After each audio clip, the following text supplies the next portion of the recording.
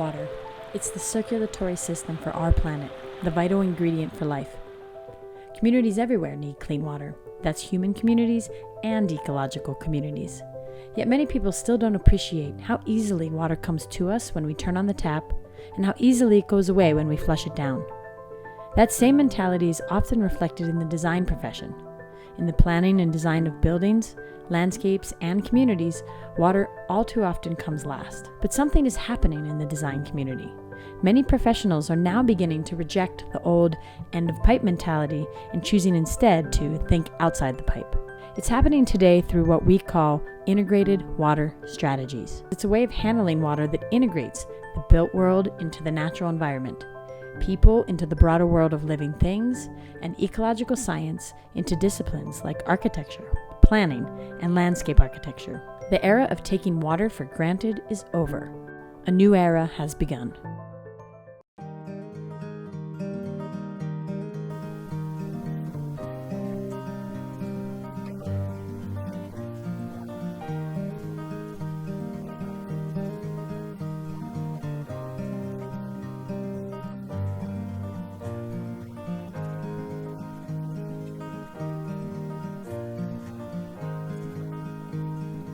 It is the center of this courtyard of the middle school. The middle school is a big hug, if you will. And the fact that this prime location was committed to this system really speaks to how important it is to the school and to the pedagogy of what they're doing here. I think that having the wetlands right outside the school has made our lessons about global climate change a lot more engaging. I find it much more interesting knowing that right outside the building is a real-life way that that's being addressed.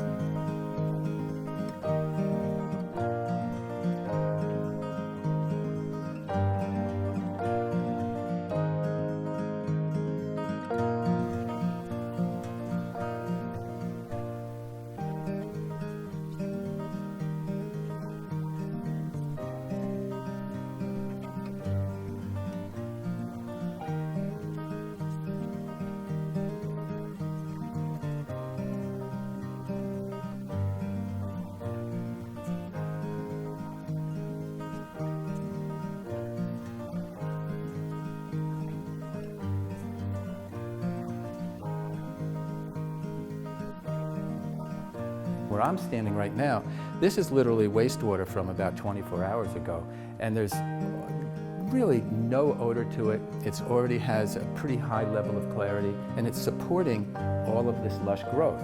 So we've taken the ooh out of wastewater. What we've done at Omega is we've translated that into beauty, that we need to understand our waste. We need to understand water.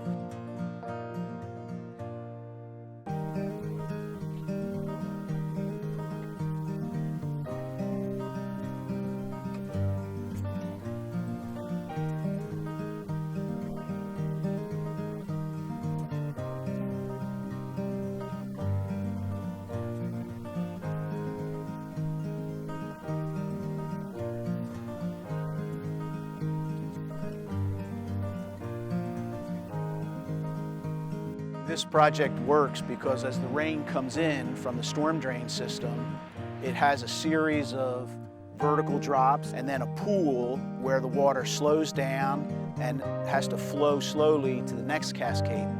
Rather than building something and thinking we're done with it, when we build this kind of a system, we're integrating parts of nature into it, and then over time, nature takes over and puts more back into it. There's a lot of diversity here, and that stimulates more diversity, and that's where the regeneration comes in. These are just some examples of the power of integrated water strategies. Let's keep thinking outside the pipe.